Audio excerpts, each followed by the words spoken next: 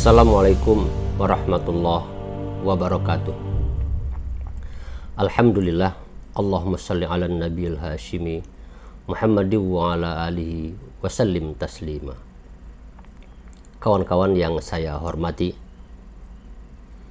suatu hari pada tahun 1976, sekitar 46 tahun yang lalu, di depan kampus IAIN Sunan Kalijaga, Yogyakarta, ada kerumunan mahasiswa. Mahasiswa sebagian menjajakan buku bimbingan tes untuk mahasiswa baru. Kerumunan ini biasa setiap tahun berulang.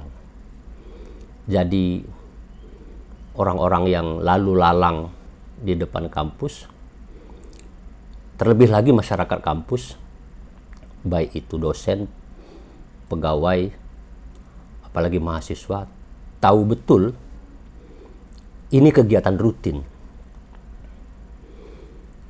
Kalau di total mungkin ada sekitar 100 mahasiswa lebih mungkin berada di depan kampus, di pinggir jalan, bukan di dalam kampus.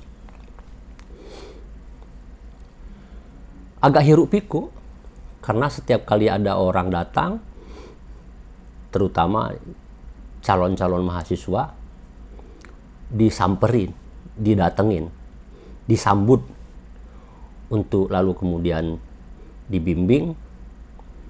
Kalau bisa lalu mendaftarkan diri ikut bimbingan tes. Meja-meja yang ada di pinggir jalan itu antara lain meja mahasiswa anggota HMI, Himpunan Mahasiswa Islam. Saya melihat dari kejauhan ada seorang lelaki. Di mata saya agak tua. Profil badannya tidak terlalu tinggi. Agak pendek. Terkesan agak pendek karena badannya agak gemuk. Mukanya agak bulat begitu. Pakai kacamata. Menuntun sepeda. Saya menyebutnya sebagai sepeda jengki. Sepeda jengki itu buatan Cina, harganya agak lebih murah ketimbang sepeda ontel. Sepeda ontel biasanya buatan Eropa, Jerman umpamanya. Lebih mahal harganya. Bapak tua ini sambil berjalan pelan, kadang-kadang berhenti, mengamati gerak-gerik mahasiswa yang menjajakan buku bimbingan tesnya itu. Tidak berkata apa-apa, dia hanya mengamati saja, seperti nonton sambil menuntun sepedanya. Berhenti di depan stand mahasiswa, lalu kemudian dia lihat, melongok di kerumunan mahasiswa itu, apa yang terjadi seakan-akan gitu.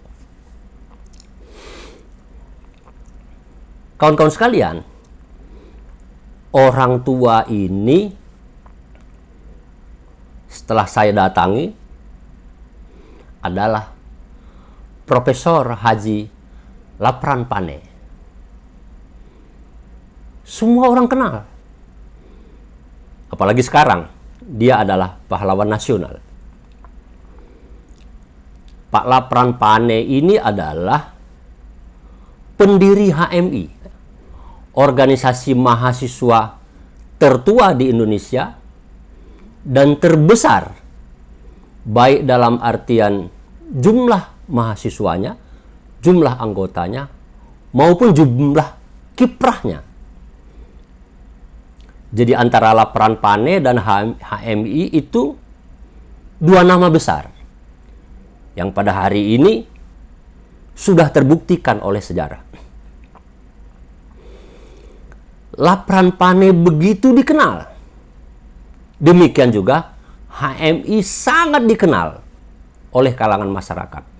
Terlebih lagi masyarakat perguruan tinggi, masyarakat universitas, masyarakat mahasiswa. Kawan-kawan, pada tahun 1976 itu,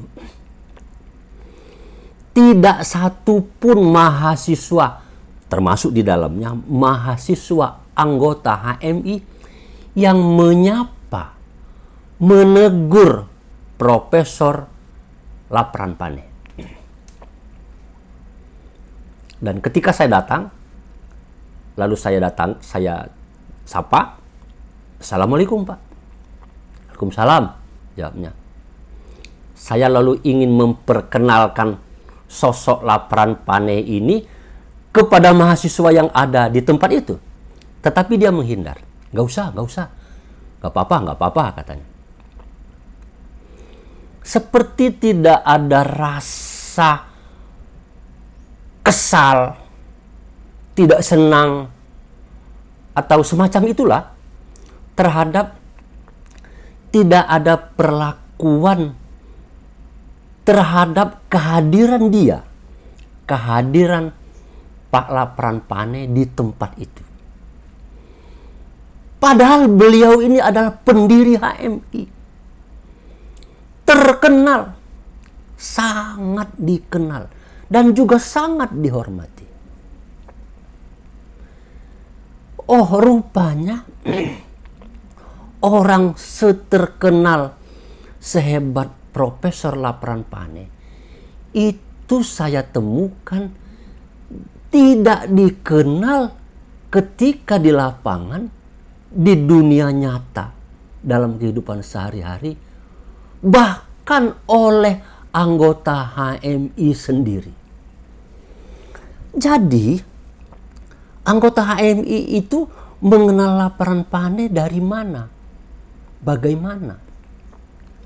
Ya, sebagaimana kebanyakan mahasiswa anggota HMI pada umumnya, termasuk saya. Mengenal Lapran Pane itu hanya dari pembicaraan mulut ke mulut. Keterangan, penjelasan dari senior-seniornya yang barangkali sempat bertemu, bertatap muka, salaman, bicara dengan Pak Lapran. Tapi bisa jadi yang bercerita tentang Pak Lapran Pane itu tidak pernah bertemu juga dengan Pak Lapran Pane. Dan siapa tahu kalau papasan di jalan, dia tidak bertegur sapa karena tidak kenal. Apalagi mahasiswa kebanyakan. Orang mengenal Pak Lapran dari mulut ke mulut dan dibantu oleh tulisan, tentu saja. Ada banyak buku yang menulis tentang Pak Lapran Pane, majalah, koran. Sejarawan HMI, Bang Agus Salim Sitompul, antara lain sangat fokus memperkenalkan, selain memperkenalkan HMI, tetapi juga memperkenalkan sosok pribadi Lapran Pane. Tapi umumnya tidak ada tulisan-tulisan yang detail tentang Lapran Pane. Kalau kita ingin tahu agak lebih jauh, biasanya lagi-lagi dari mulut ke mulut kita coba telusuri siapa Lapran Pane dari persaksian orang lain yang pernah berjumpa atau bergaul dengan beliau. Kawan-kawan sekalian, kejadian itu, kejadian di mana Lapran Pane tidak dikenal oleh mahasiswa anggota HMI sendiri ketika berada di tengah keramaian, bahkan terjadi juga pada arena konferensi HMI cabang Yogyakarta. Konferensi HMI cabang Yogyakarta itu dilakukan 1 tahun 1 kali dan melakukan pergantian kepemimpinan berikut penyusunan program kerja baru untuk 1 tahun yang akan datang. Rutin, setiap tahun konferensi HMI cabang itu dilaksanakan di Yogyakarta. Lapran Pane datang ke arena konferensi itu tercegat oleh panitia, dihadang oleh security, tidak boleh masuk. Mengapa? Security atau panitia konferensi HMI cabang juga tidak mengenal Pak Lapran Pane ketika bertatap muka, ketika bertemu secara fisik. Pasti dia kenal dari cerita seniornya siapa Lapran Pane. Tetapi yang mana Lapran Pane, bagaimana akhlak, sikap dan perilaku Lapran Pane, umumnya anggota HMI tidak kenal. Termasuk panitia security konferensi HMI cabang Yogyakarta. Dan itu terjadi berulang juga, tidak hanya 1 kali. Sebagaimana pada kerumunan mahasiswa di depan kampus IAIN Sunan Kalijaga Yogyakarta, berulang, peristiwanya berulang. Mengherankan, Pak Lapran Pane tetap saja setiap tahun, setiap event dia datang, dan setahu saya antara lain kalau bukan naik beca, ya naik sepeda. Pak Lapran Pane itu tetap saja tidak dikenal oleh mahasiswa anggota HMI. Mengapa tidak dikenal? 1, tentu saja pergantian berada di atas panggung HMI itu siklusnya cepat sekali. Mahasiswa berkonsentrasi aktif di organisasi HMI paling juga hanya 2 tahun. Tidak banyak yang mengisi waktu sepenuhnya 4 tahun atau 5 tahun untuk beraktivitas di HMI. Akibatnya maka tidak sempat berkenalan baik dengan Lapran Pane. Selain dari itu, Pak Lapran juga tidak pernah berminat, menurut saya, tidak pernah berkeinginan untuk memperkenalkan diri. Saya Lapran Pane, Dek. Mas, adik-adik sekalian, saya Lapran Pane, pendiri HMI. Tidak ada seperti itu. Pak Lapran Pane itu bahkan pada tahun 1946 dan 1947 pada saat dia mau mendirikan HMI juga tidak menampilkan diri begitu. Bahkan setelah tahun 1947 saat dia didaulat menjadi ketua umum pertama PBHMI, itu hanya menjabat 8 bulan atau 7 bulan. Sesudah itu dia serahkan kepada Pak Mintareja. Dia tidak bermaksud ingin menduduki jabatan itu seterusnya.